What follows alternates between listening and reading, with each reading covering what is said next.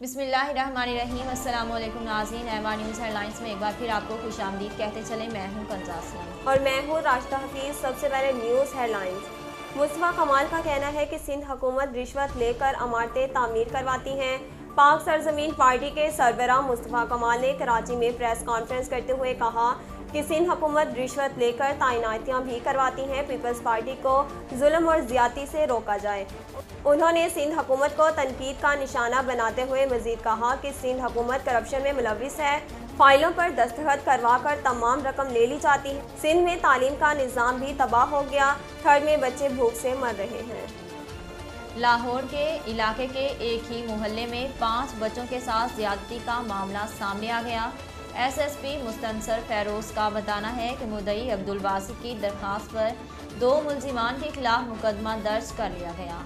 Police हुकाम के मुताबिक दोनों मुलजिमान गिरफ्तार और दोनों ने ही 5 बच्चों को मुबैना ज्यादती का निशाना बनाया। साबिक वज़ीर आज़म यूसुफ रज़ा गिलानी का कहना है पाकिस्तान पीपल्स पार्टी अपने बानी के फ़लसफ़े और मंशूर पर साबित कदम है। साबिक वज़ीर आज़म यूसुफ रज़ा गिलानी ने पाकिस्तान पीपल्स पार्टी के 54वें यौम तासीस पर पैगाम देते हुए कहा कि कायद अवाम भुट्टो शहीद ने मुल्क में पार्लिमानी निज़ाम के लिए जद्दोजहद की। यूसुफ रज़ा गिलानी ने कहा आज यौम तशरीद है कि हम पार्लिमानी निज़ाम का मुकम्मल दिफा करते रहेंगे। बाइख्तियार पार्लियामेंट और अवाम की हक हाकिमियत पर कोई सौदेबाजी मंजूर नहीं है।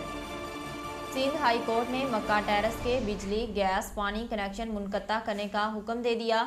मक्का टेरेस खाली ना करने पर सिंध हाई कोर्ट ने तहरीरी फैसला जारी करते हुए SBCA को कानून नाफिज करने वाले इदारों की मुआवनत लेने की भी हिदायत की। अदालत के तहरीरी फैसले के मुताबिक अदालत 10 नवंबर को वाज़ेह हुक्म दे चुकी। अदालत के वाज़ेह हुक्म के बावजूद फैसले पर अमल नहीं हुआ। बताया गया 12 में से 8 मकीनों ने अभी तक पोर्शन खाली नहीं किए। SBCA यूटिलिटी सर्विस फराहम करने वाले इदारों से रब्ता करें। सुप्रीम कोर्ट ऑफ पाकिस्तान ने 16,000 सरकारी मुलाजमीन की बरतरफी के खिलाफ दायर हुकूमती अपीलें खारिज करते हुए मुख्तसर फैसला सुनाया। सुप्रीम कोर्ट ने एम्प्लॉइज एक्ट कालादम करार देने के खिलाफ नजरसानी अपीलें मुस्तरद करते हुए 184 का दायरा इख्तियार इस्तेमाल करते हुए 16,000 सरकारी मुलाजमीन को बहाल किया। जस्टिस मंजूर अली शाह ने अक्सरियत से इख्तिलाफ करते हुए नजरसानी की दरख्वास्तें मंजूर की। नाज़रीन अब तक के लिए इतना ही। मज़ीद खबरों और तफसीलात के लिए देखते रहिए MR न्यूज़।